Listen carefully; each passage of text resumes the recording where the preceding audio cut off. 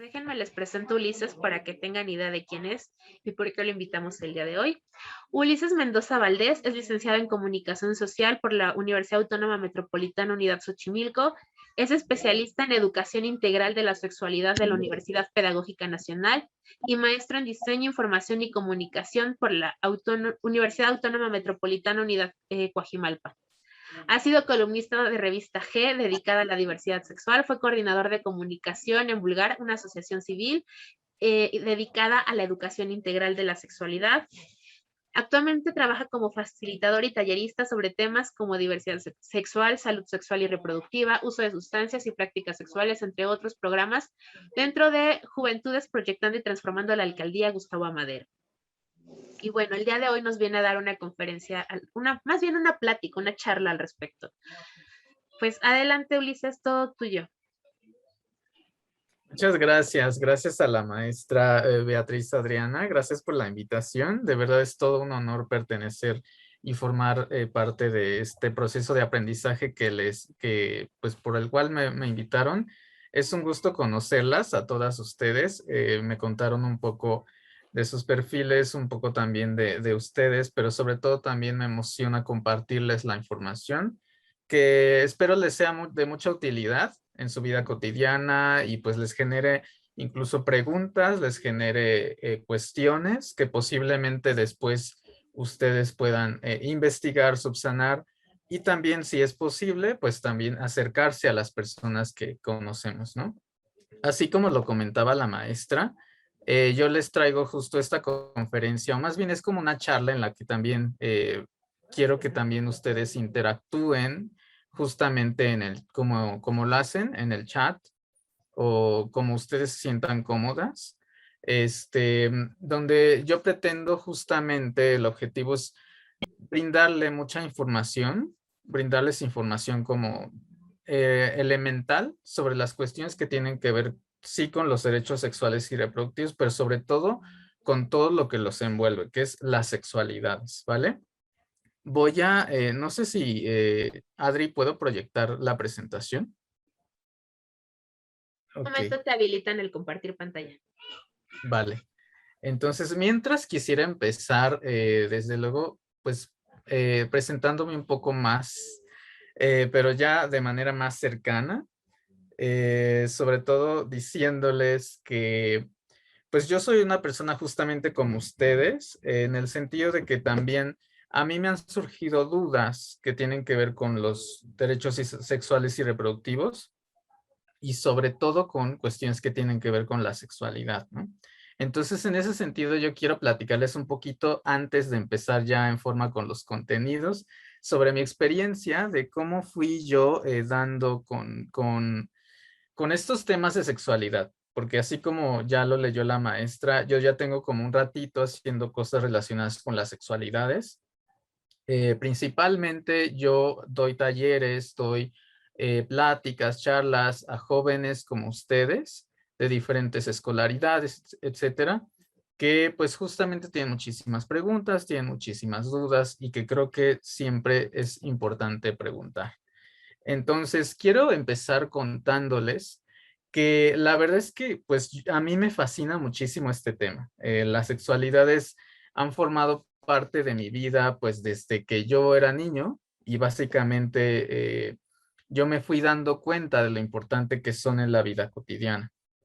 Bueno, yo les quiero contar diciendo que pues, yo me acerqué mucho a la educación sobre sexualidades, justo porque en mi casa había como un terror generalizado cada que en los medios de comunicación aparecía la palabra sexualidad o habían insinuaciones sobre prácticas sexuales, sobre cosas relacionadas con el sexo, por ejemplo.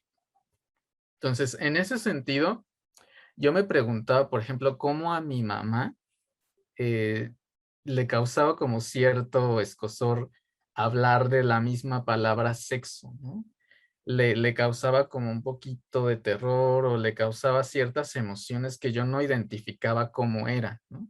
Y no las sabía manejar, ¿no?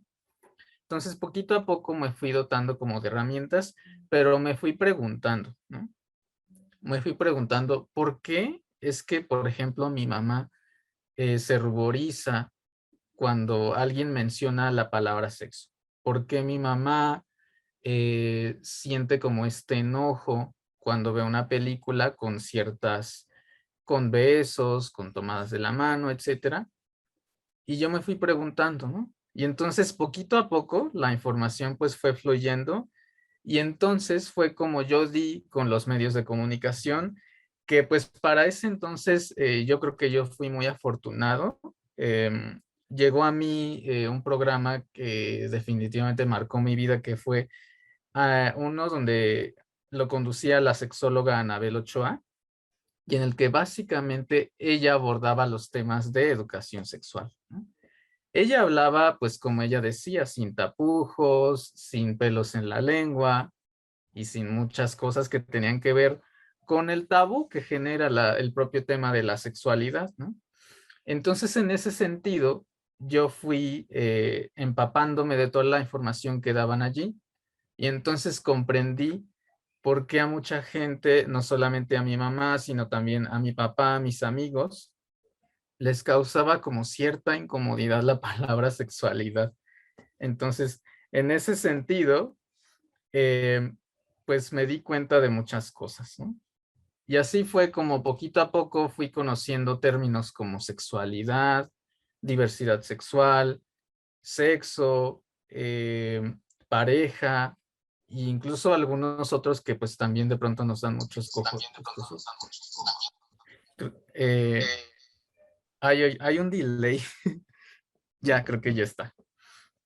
Ok, y entonces en ese sentido, pues fui aterrizando como esas dudas y las fui entendiendo mucho mejor, ¿no?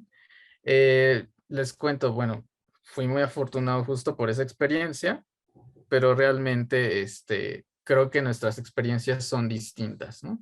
Hay gente a la que pues todavía no nos llega como muchísimo la información. Ahora hay muchos medios con los cuales nos podemos empapar de la información y justamente ese es el objetivo de la charla de hoy, que en la cual yo quiero que ustedes se sientan en plena libertad de participar, de decir sus dudas, de decir algunas experiencias, si es que así ustedes lo quieren decir.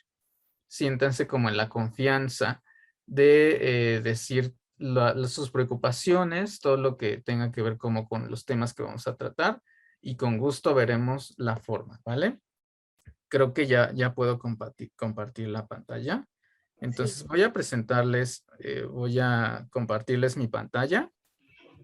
Igual, si tienen dudas y no quieren hacerlas, pueden mandarlas por mensaje directo o pueden ponerlas en el chat. Vale, sí, muchas gracias.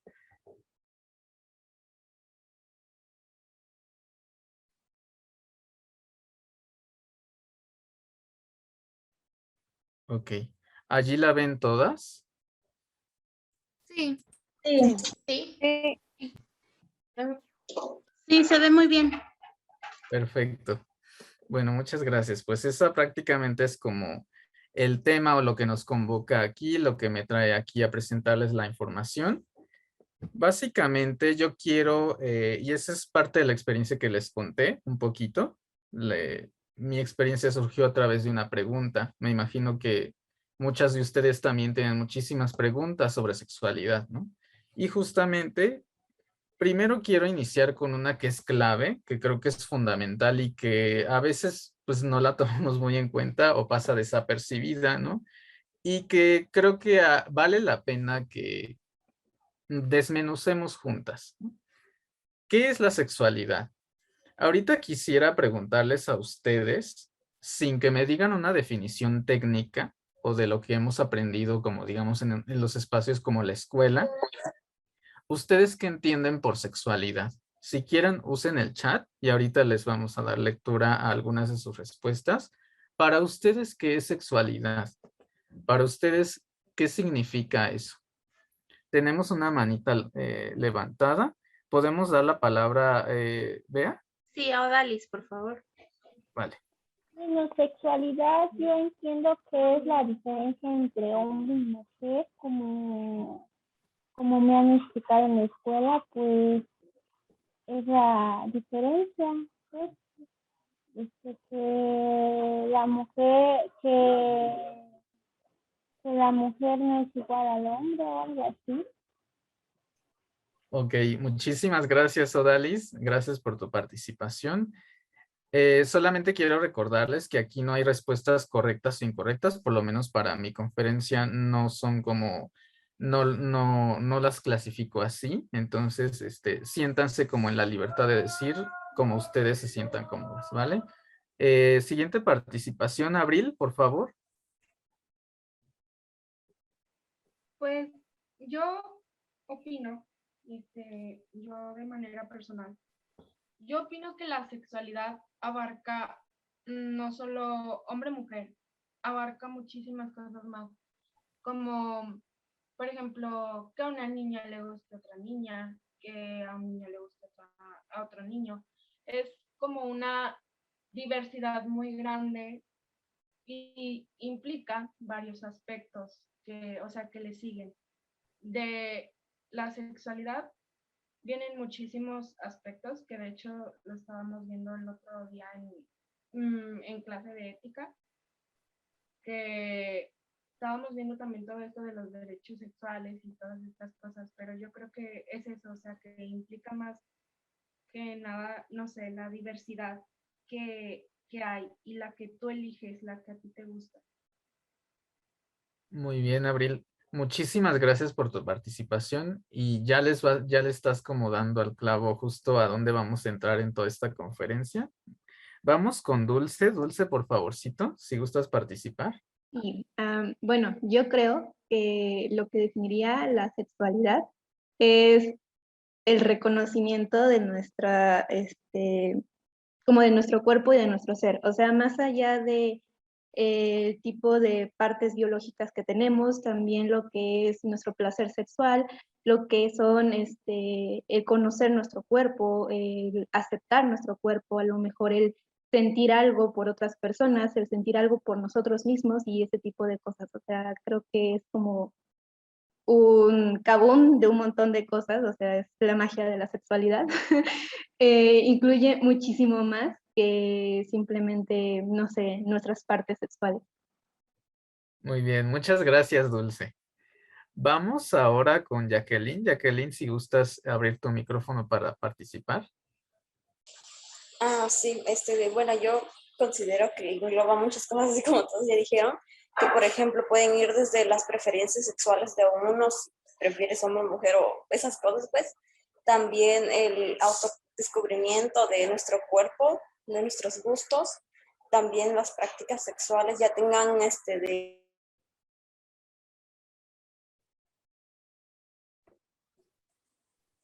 Ya no te escuchamos, Jacqueline. No sé si sí, todavía ya, sí. ya. Ok. De que tengan que ver con el deseo sexual y no tienen que estar arraigados necesariamente a sentimientos románticos. Ok, muy bien. Justamente, ¿no? Muchas gracias, Jacqueline. Gracias por tu participación. Vamos ahora con la participación de Carolina. Carolina, por favorcito. Sí, yo creo, es varios conceptos de sexualidad, no solamente biológicos, sino que también en nuestro placer sexual, de la manera en la que nosotros nos sintamos cómodas con alguien, sea por amor o simplemente deseo sexual no sé, el sentir placer, conocer nuestro cuerpo, elegir en qué género nos sentimos más cómodas, si nos gustan las mujeres o simplemente nos gustan los hombres. Yo creo que abarca muchas cosas de sexualidad. Muy bien, muchísimas gracias, Dulce. Vamos con, perdón, ay, perdón, te perdí. ¿Me repites tu nombre? Sí, Carolina. Carolina, discúlpame. Ok, vamos ahora con Valentina. Valentina, por favor. Bueno, en lo personal, y para resumir todo lo que voy a decir, yo pienso que es nuestros gustos, lo que nos gusta, desde algo físico hasta algo emocional. O sea, es tener nuevas experiencias para saber qué es lo que nos gusta a nosotros, ya sea desde nuestros gustos hacia otras personas, ya sea diferentes géneros o saber reconocer nuestra sexualidad, bueno, vaya, nuestra orientación sexual, reconocer cómo nosotros podemos llegar a nuestro placer sexual conociendo nuestro cuerpo primero, obviamente reconociéndonos, vaya. Entonces, yo creo que no solo es algo físico, sino también algo emocional. Es todo este conjunto de conductas o prácticas que nosotros llevamos a cabo para experimentar, para buscar exactamente qué es lo que queremos y cómo nos gusta y saber cómo somos nosotros, básicamente conocernos. Perfecto. Bueno, gracias chicas, gracias a todas las que participaron. No puedo tomar todas las participaciones justo por las cuestiones como del tiempo, pero igual me llevo como muchas de sus respuestas. Justamente varias de ellas apuntan una de sus compañeras mencionaba la de la magia de la sexualidad, a este amplio espectro, ¿no? La sexualidad es justamente todo eso que mencionaron, ¿no? Pero creo que sí, no hay que confundirlo con aspectos que tienen que ver con conceptos muy elementales como el sexo. El sexo son aquellas características físicas que nos distinguen entre personas, ¿no? Y la sexualidad, aquí tienen el concepto, es la dimensión central de las personas que incluye la relación y comprensión con el cuerpo humano, el apego emocional y amor, sexo, género, identidad de género, orientación sexual, intimidad, placer y reproducción. La sexualidad se puede ver desde distintas formas, no solamente desde lo biológico, como ya lo mencionaban en el chat y también en las participaciones. También en el lado histórico, en el lado cultural, en el lado psicológico, ¿vale? Las emociones ahí están en lo que tiene que ver con la sexualidad, ¿vale? Entonces, cuando hablamos de sexo, les decía, hablamos de lo físico, de esto que nos distingue entre personas. Así que podemos clasificar al sexo básicamente en 4 tipos o 3 tipos principales. No voy a ahondar como digamos, en cada uno de ellos, pero sí, digamos, quiero que se lleven esta información pensando que el sexo y la sexualidad no es lo mismo. Si pensamos en sexualidad como igual a sexo y sexo igual como tener relaciones sexuales, no es lo mismo. Y justamente veremos, ¿no? Como ya les decía, esto tiene que ver con la sexualidad, pero el sexo son los atributos físicos que nos distinguen, ¿no? Pueden ser, por ejemplo, nuestro pene, nuestra vulva, incluso autores hablan de que el sexo también está, por ejemplo, cuando nos distinguimos en las partes físicas importantes como la espalda, la anchura de los brazos, entre otras cosas, ¿no? Entonces, otra cosa son las prácticas sexuales. Creo que ya lo habían mencionado en el chat, pero justamente el sexo es desigual a las prácticas sexuales. ¿Por qué le vamos a llamar prácticas sexuales? Porque desde una perspectiva de juventudes es importante identificar y nombrar tal como deberían de nombrarse algunas cuestiones dentro de esto de la sexualidad. Por ejemplo, si hablamos de prácticas sexuales, podemos hablar de 2 aspectos fundamentales, como las prácticas sexuales seguras y las prácticas sexuales protegidas. ¿Cuáles son las prácticas sexuales seguras? Son aquellas prácticas eróticas, y aquí subrayo eróticas, que ayudan a la prevención de una ITS y en las que no se tiene contacto con fluidos corporales, semen, líquido preeyaculatorio, fluidos vaginales o sangre. Todas aquellas prácticas que no involucran aquellos fluidos que están aquí, semen, líquido preeyaculatorio y fluidos o sangre, todas esas son prácticas sexuales seguras. Un ejemplo de práctica sexual segura, las fantasías sexuales. Cuando hablamos de fantasías sexuales estamos imaginando. No hay una interacción con otro cuerpo, pero sí en definitiva tiene que ver con una práctica sexual. Eso está dentro de la sexualidad y eso es reconocido como una práctica sexual. ¿Por qué? Porque sí se lleva a cabo aunque sea en el terreno de lo emocional. Recordemos que la sexualidad toca las cuestiones emocionales, ¿vale? Ahora, las prácticas sexuales protegidas dicen masturbación o algo así, justo la masturbación ya entra con el contacto con los fluidos. Entonces, en este sentido, sí es una práctica sexual, la masturbación, pero desde la perspectiva de juventudes se tiene que llevar como hacia la cuestión como de la prevención de las ITS, infecciones de transmisión sexual, y como hay contacto con un fluido, hay que tomar las precauciones necesarias para que no nos infectemos o no haya alguna posibilidad de que pues nos toque una bacteria o un virus o cualquier otra infección de transmisión sexual. Entonces, en esta clasificación, la masturbación entraría, digamos, en las prácticas sexuales protegidas, que son aquellas prácticas sexuales, ya hablamos aquí de las masturbaciones, en las que sí hay contacto y en las que podemos evitar las ITS con el uso de métodos anticonceptivos, pero en especial de métodos de barrera. Yo quiero hacer una distinción con ustedes muy pertinente, ¿no? No es lo mismo un método de barrera que un método anticonceptivo. Desde la perspectiva de juventudes es importante distinguir que el método de barrera no es negociable y el uso de métodos anticonceptivos, digamos, es opcional, pero definitivamente se tendría que acompañar de un método de barrera. ¿Cuáles son los métodos anticonceptivos? Seguramente muchas de ustedes ya lo habrán visto como en sus clases. Justamente estos, ¿no?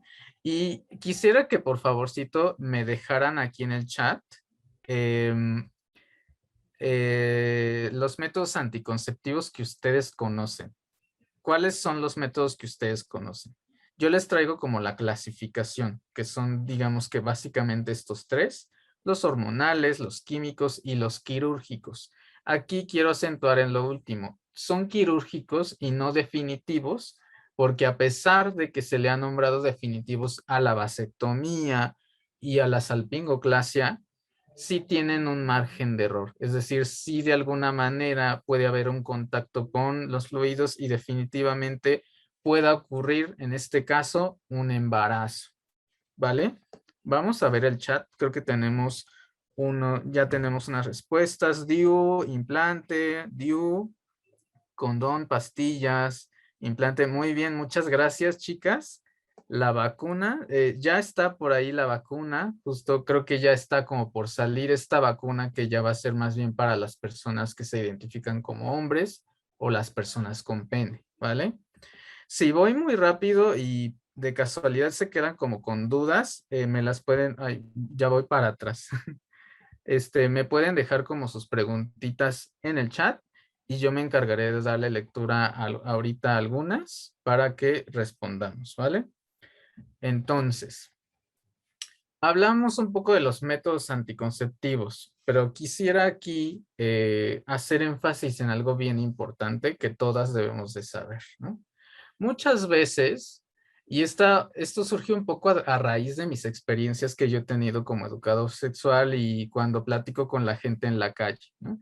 De pronto me encuentro con amigas o con vecinas que me dicen, pues es que yo la verdad no tengo la obligación como de ponerme un condón, ¿no?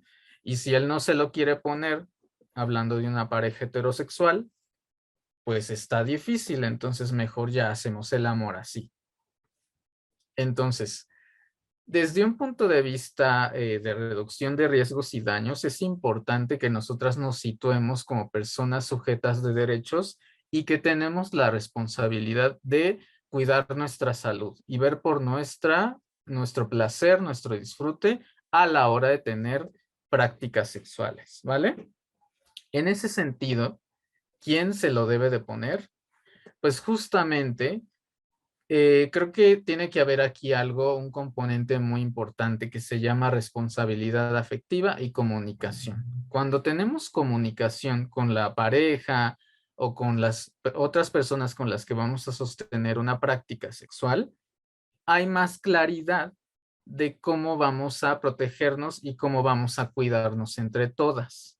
Entonces, en ese sentido, justamente en el uso del condón, en el uso de los métodos de barrera, yo les diría, es muy importante que no toda la responsabilidad se lo dejemos a las personas con pene, porque justamente pueden surgir desigualdades y ahí está algo clave dentro de la cartilla de derechos sexuales y reproductivos, que es yo decido sobre mi salud y sobre mi reproducción, pero también es una responsabilidad, ¿vale?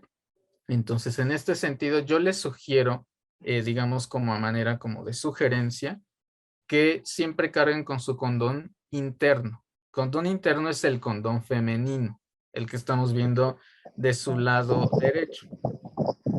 Entonces, es muy importante que lo tengan justamente porque creo que este surge como una medida para que no depositemos el cuidado de nuestra salud o de nuestra reproducción en alguien más, ¿vale? Creo que tenemos algunas. Dice, ¿qué es la salpingoclasia? Me parece que es la ligadura de trompas, antes se le llamaba así. Básicamente es una operación Ay, perdón, alguien por ahí quiere participar. Eh, Carolina. Carolina, ok. Sí, adelante, Carolina.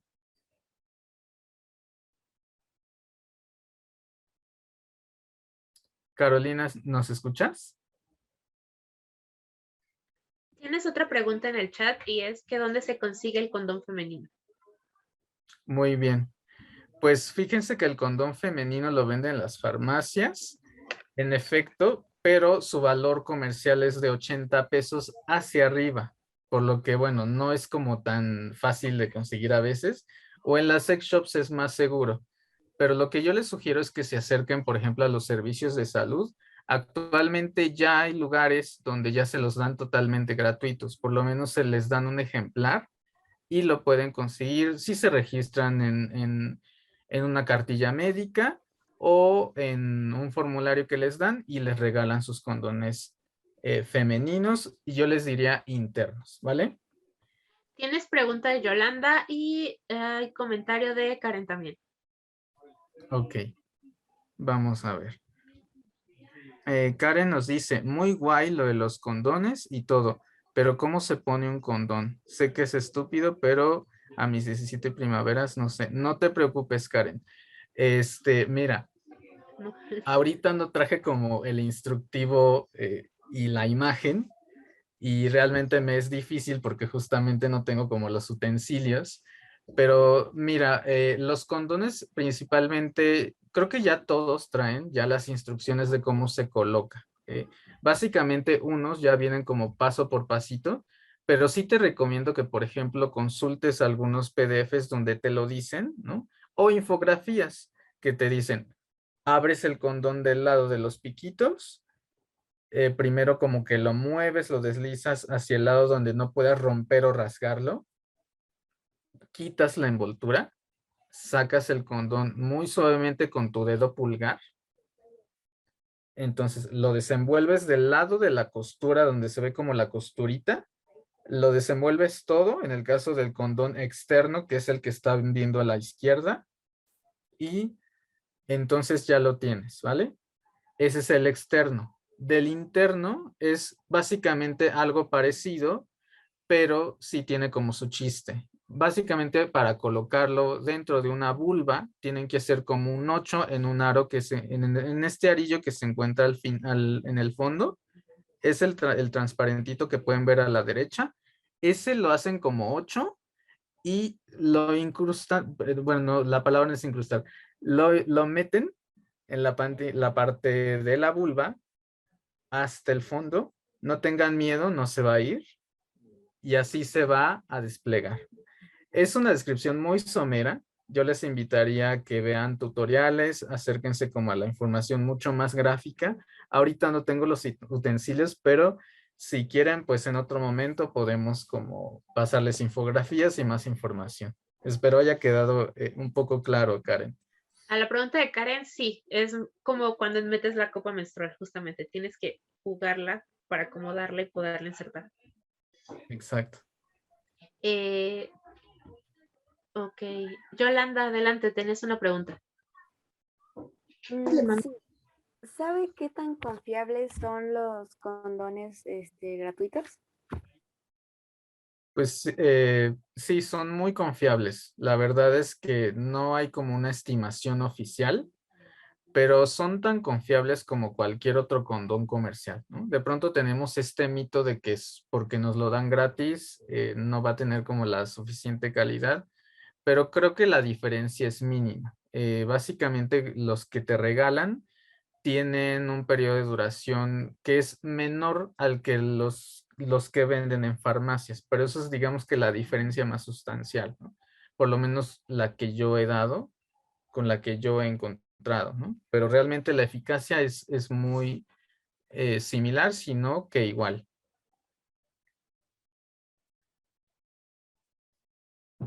Ok. Hay un comentario, Ulises, que me gustaría tomar. Sí, claro. Chat. Y dice Alejandra, en TikTok he aprendido más de educación sexual por ginecólogos que hacen videos que en la escuela en general. Aparte, mi escuela era católica.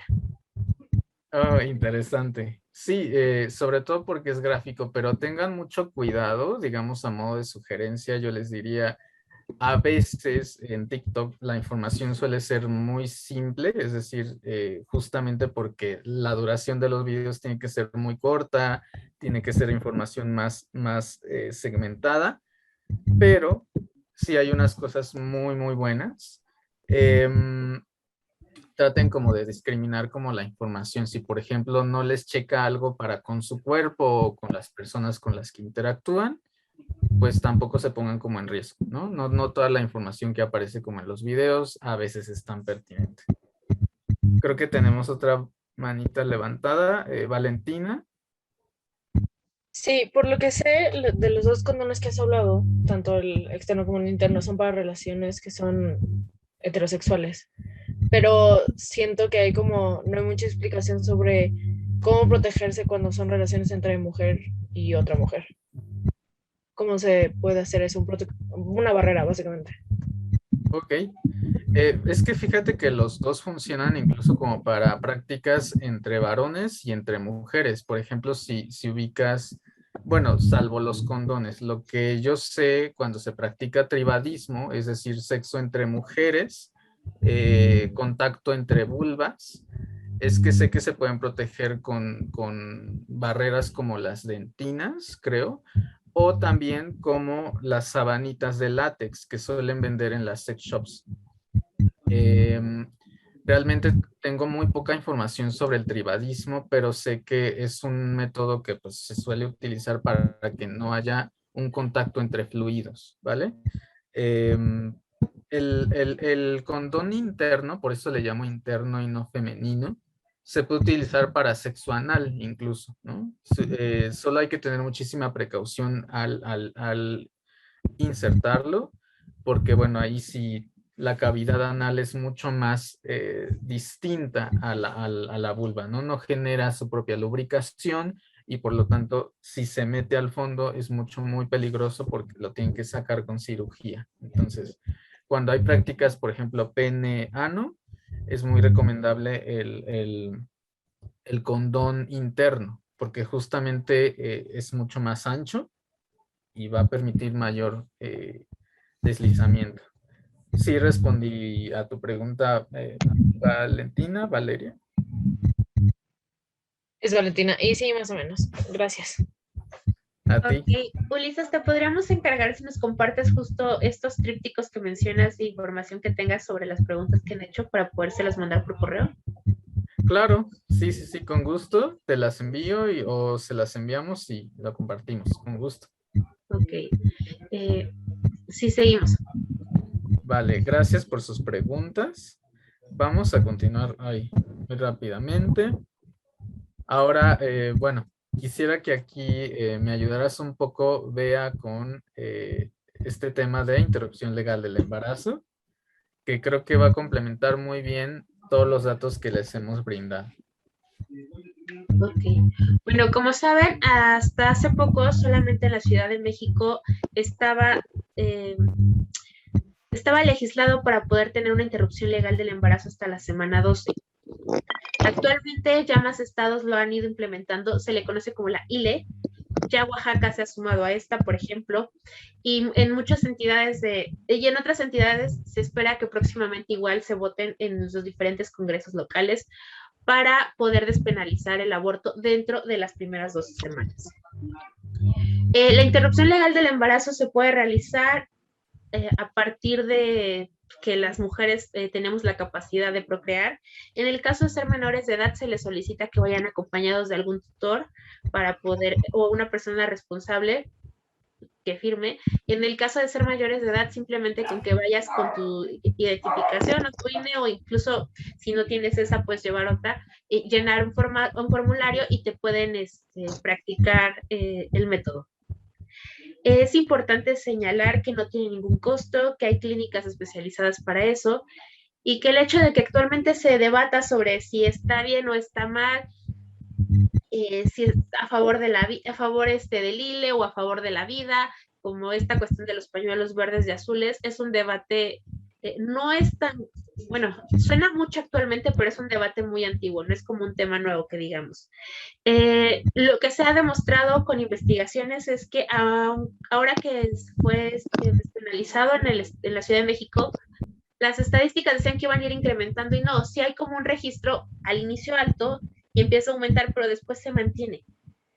Y esto tiene que ver con que en realidad antes no teníamos registros de cuántos abortos se realizaban porque todos estos eran ilegales y se realizaban en la clandestinidad, poniendo en riesgo la vida de las mujeres que se lo practican. También es importante señalar que esto hace que muchas mujeres viajen de otros estados del país a la Ciudad de México para poder llevarla a cabo sin que sean juzgadas por ello, juzgadas penalmente por ello, y es lo que lo convierte, como digámoslo así, en un derecho para la gente que tiene la posibilidad de venir a donde ha sido despenalizado y poderla llevar a cabo. Este año la Suprema Corte de Justicia de la Nación justamente se pronunció por un caso en Coahuila, en el que declararon inconstitucional que a las mujeres se les meta a la cárcel por realizar un aborto.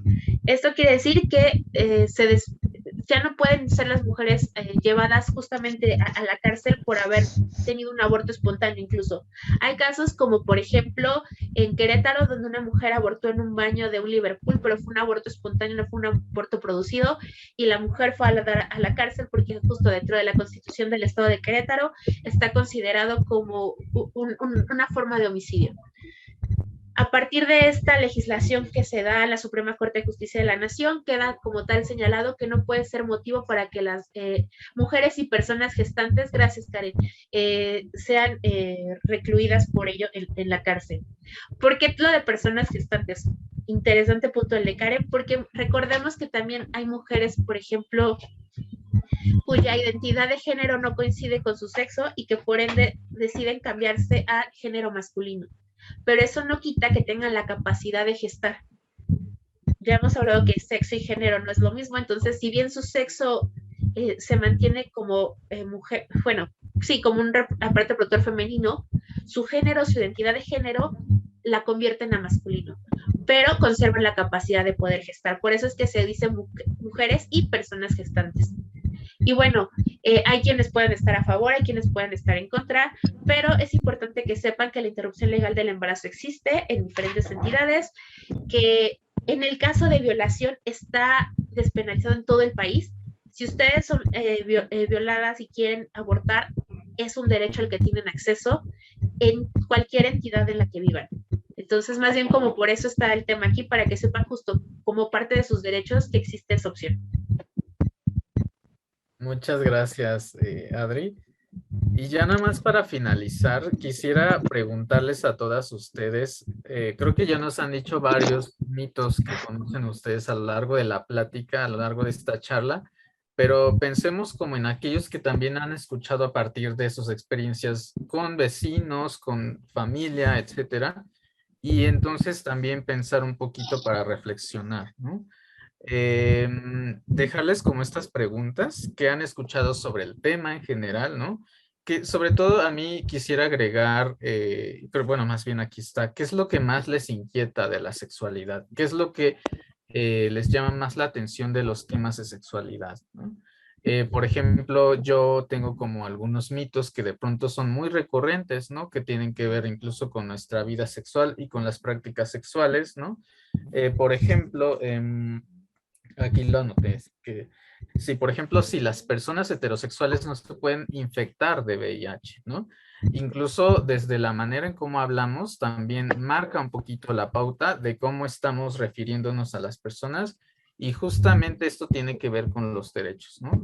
De la idea de no violentarlas para que tengamos una mejor comunicación. Entonces, podemos mencionar transmisión a la hora como de decir que hubo como una especie de transmisión de una infección de transmisión sexual. No podemos hablar como de contagio porque resulta no solamente peyorativo, sino que también estigmatizante para las personas que tienen las enfermedades y que a lo mejor no era la intención tenerlas, ¿no? En ese sentido, bueno, volviendo al mito que les mencionaba, yo he escuchado y es muy recurrente, me llega muchísimo a las pláticas y a las mesas en las que me ha tocado estar y dar como asesorías, en las que justamente las personas piensan que por el hecho de ser fieles no van a haber transmisiones de infección de transmisión sexual, ¿no? Y pues eso es muy falso, ¿no? De hecho, hay muchos registros, por ejemplo, en instituciones como la CONAPO, Fundación Arcoíris, que es una fundación sobre diversidad sexual, que básicamente ha registrado algunas cifras donde se ve que las personas que también suelen ser, les han transmitido el VIH, por ejemplo, han sido personas heterosexuales, ¿no? Entonces, en ese sentido, es muy importante, ¿no? Que también esclarezcamos toda esta información, ¿no? Y pues creo que por ahora dejo mi participación, las dejo para que me digan como las preguntas que tienen y pues creo que todavía no sé si haya tiempo como de dar algunas respuestas, Bea.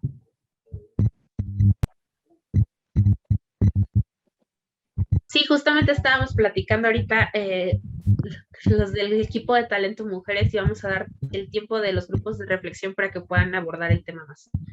Vale. Bueno, ¿y tienes ya preguntas en el chat? Ok. Tienes, por ejemplo, preguntan que en el caso de ser alérgico al látex,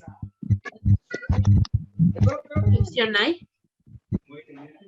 Lo que suelen recomendarles sexólogos, perdón, utilice el lenguaje incluyente, es el uso de condones de poliuretano.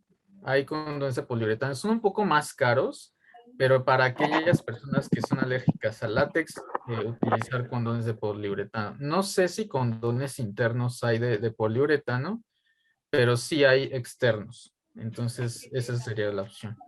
Ok. Preguntan también por qué a veces encarno sale mal en casos de DIU que han escuchado. Perdón, no escuché como bien la pregunta.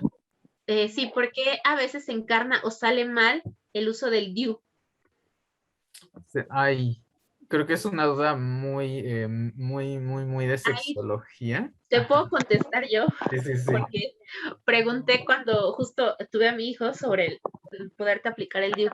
Y el punto es que generalmente muchas veces a las mujeres les ponen el DIU, aprovechan cuando tienen hijos, justamente aprovechan para hacer el procedimiento y colocarlo. El problema es que cuando estás recién aliviada, tu cuerpo no está como en el tamaño o la dimensión que va a tener al final y por ende el dispositivo se llega a zafar o a salir. Entonces, lo ideal siempre es como cuando tienes un bebé, esperarte un tiempo para que tu cuerpo ya haya regresado como a su dimensión y entonces sí se coloque el DIU sin riesgo a que se salga o que se encarne justamente. Eso es lo que a mí me explicaron en su momento, de por qué era recomendable que me esperara y que no lo hiciera enseguida. Desafortunadamente en el Instituto Mexicano del Seguro Social, con la finalidad de poder como buscar promover la planificación familiar y aprovechar sobre todo la cuestión de tiempos e insumos, se suele preguntar y en el caso de que acepten se pone el DIU en el momento en que es el parto.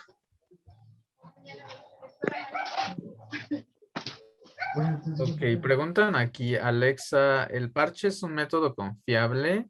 Sí, desde luego, Alexa, es un método confiable. Se estima básicamente que su confiabilidad está por ahí de los 80%, poco menos, pero sí es muy confiable. Ok. También tienes aquí una pregunta, bueno, otro de los mitos y dicen que el té de ruda es abortivo.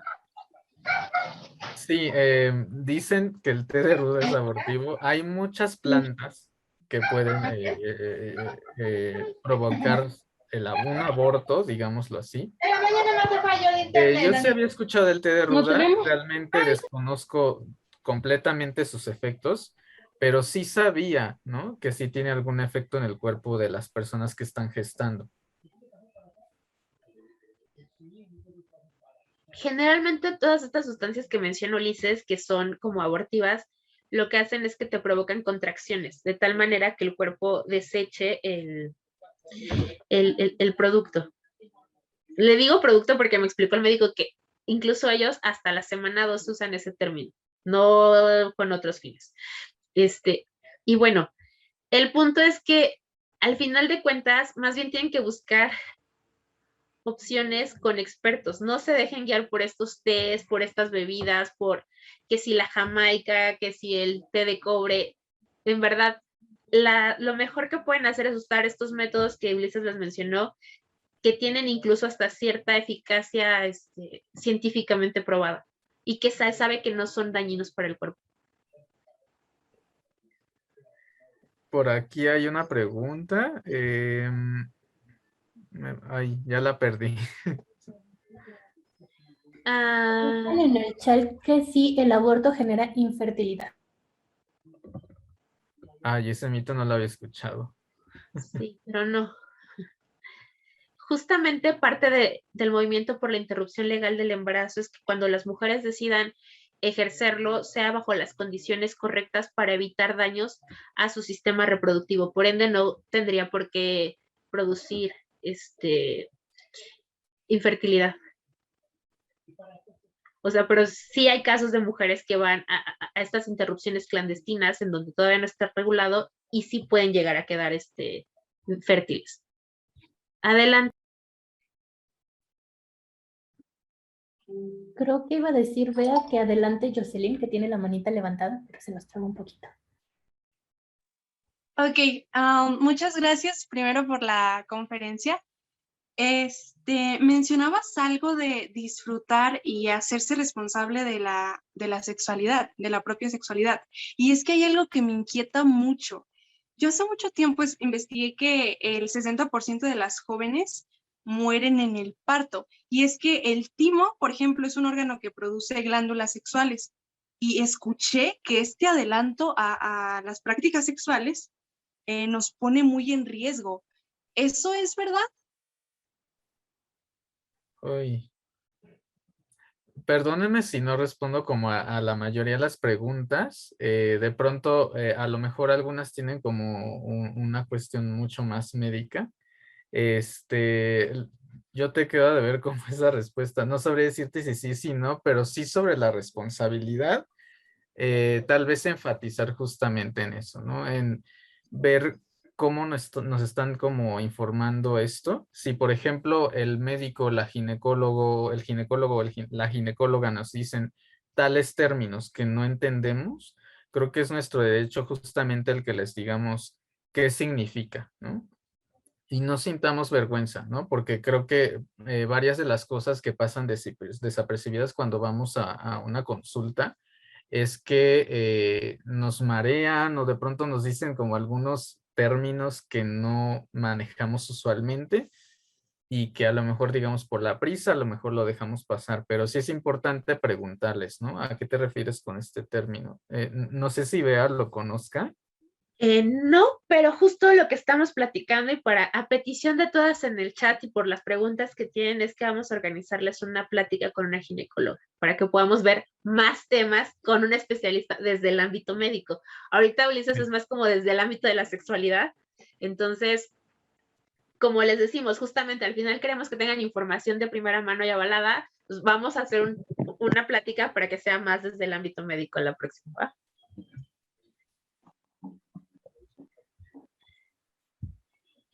Tienes pregunta de Dulce, bueno, mano levantada de Dulce y te voy revisando el chat si quieres. Vale, gracias. Adelante, Dulce. Bueno, este es como más un comentario, ya hasta el último como que una duda. Era en cuanto a lo del aborto y lo de los partos. Según lo que he leído, de hecho sí se dice que un parto es 14 veces más peligroso que un aborto. Esto pues obviamente por los cambios físicos hormonales que hay en la mujer. Y también, o sea, darle gracias por la plática, creo que me parece demasiado importante. O sea, muy pocas personas son las que se alientan a dar estos temas porque siempre existe como que esa pena o ese tipo de cosas.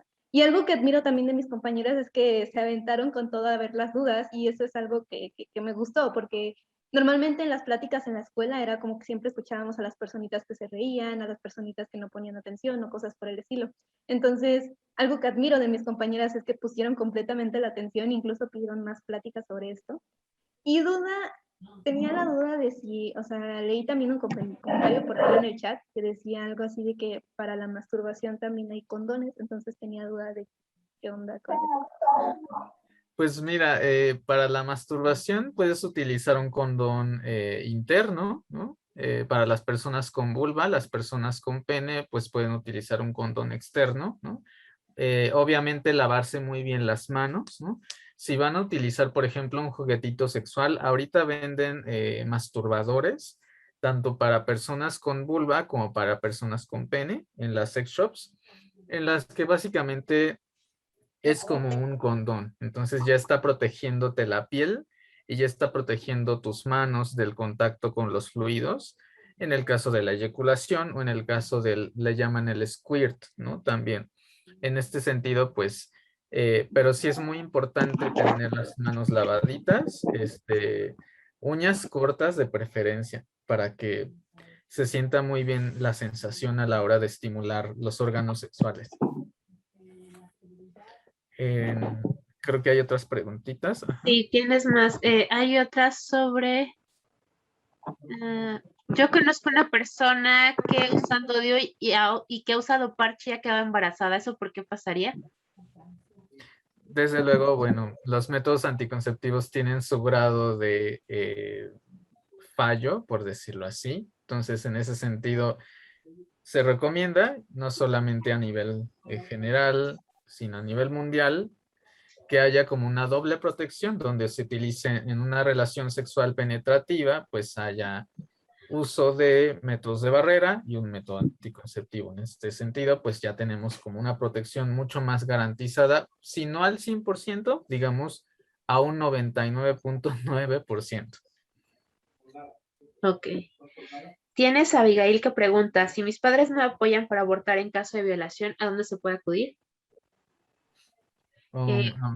En este caso, Abigail, como tal, es derecho de la persona violada. Ahí sí no se requiere la autorización. O sea, es como, incluso está reconocido ante la Corte Interamericana de Derechos Humanos.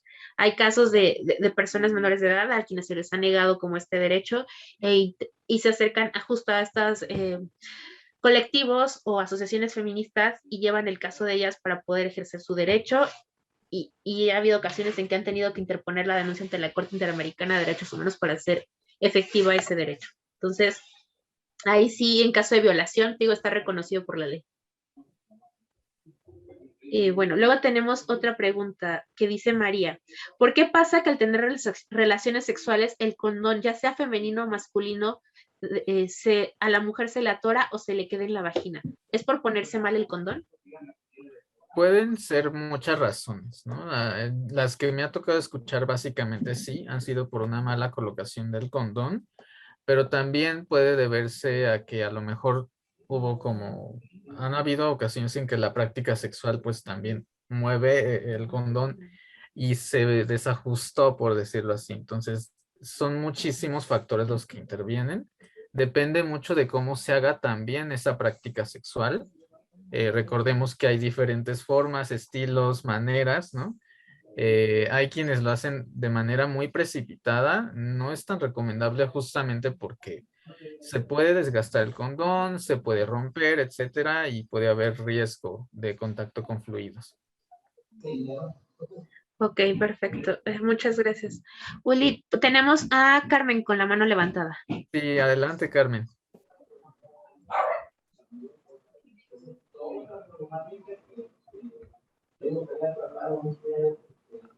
No te escucho, Carmen. No sé si...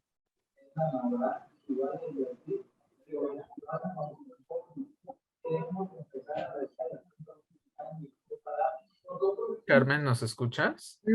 Creo que no. Y Michelle, adelante. Bueno, yo tengo una duda acerca del uso del condón externo como el interno.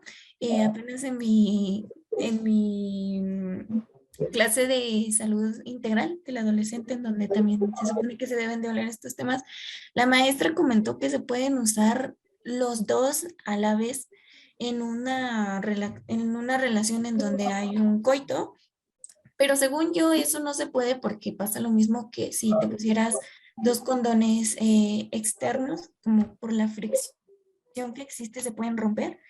Pero igual me quedó esa duda porque la maestra, bueno, porque yo le dije a la maestra, no, maestra, creo que no es algo correcto. Y ella como que fue muy insistente en que sí se puede. Y yo así, pues ya no le dije nada, pero como que sí me generó cierta duda. Entonces quiero saber si se pueden usar los dos, que según yo no, pero sí, quiero saberlo. Vale, gracias, Michelle. Pues mira, no es recomendable. Creo que hay que acudir un poquito a cómo se dicen un poco las palabras. De que se puede, pero no es nada recomendable. O sea, no se recomienda, definitivamente no. Hay un consenso entre sexología y educadores de la sexualidad que definitivamente somos más porque la doble protección sea con barrera y con métodos anticonceptivos, no dos métodos de barrera al mismo tiempo, porque además de que es muy incómodo, definitivamente, pues va a tener problemas, ¿no? De alguna manera se desgastan entre sí los condones cuando tienen fricción, puede que la lubricación no sea la adecuada, entre otros problemas que ya derivan más en asuntos específicos. Ok. Hay una pregunta que nos hicieron de si... Ay, dame un segundo, ya la perdí. No te preocupes. Dios, es que hay muchísimas. ¿Y dentro del concepto de sexualidad entra la de diversidad de género? Sí, por supuesto. Pero realmente el concepto diversidad de género como tal no existe, por lo menos a nivel OMS, a nivel sexología, a nivel educación integral de la sexualidad. Lo que existe es el concepto diversidad sexual, que tiene que ver con el amplio espectro manifestaciones eróticas y afectivas, que no nada más yo diría incluyen al acrónimo, es decir, a lo LGBT, TTIQ, A+, sino a las diferentes manifestaciones, por ejemplo, los fetiches, las filias, que no son algo malo, simplemente son otro tipo de prácticas sexuales, ¿no? Por ejemplo, hay personas que les gusta solamente besar, ¿no? Y esa es una manera como de... Y eso entra también dentro de la diversidad sexual. Perfecto. Muchas gracias, Ulises, por tu conferencia de hoy. Sé que hay muchas otras preguntas en el chat, todas son buenísimas. Por lo mismo, les prometemos que pronto vamos a hacer la conferencia o la charla con una ginecóloga para que podamos seguir hablando del tema y lo veamos ahora desde el punto de la salud, ¿vale? El tiempo se nos ha terminado. Muchas gracias, Ulises, por tu tiempo. Gracias a todas por haberse abierto de esta manera a hacer las preguntas y participar tan activamente. Creo que ha sido lo más valioso y que ha dado mucho valor a esta conferencia, el poder leerlas y el poder saber sus dudas.